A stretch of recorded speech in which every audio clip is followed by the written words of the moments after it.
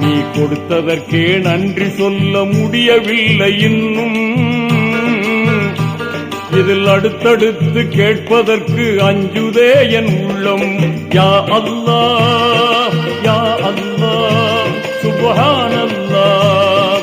யா அல்லாஹ் யா அல்லாஹ் சுப்ஹானல்லாஹ்.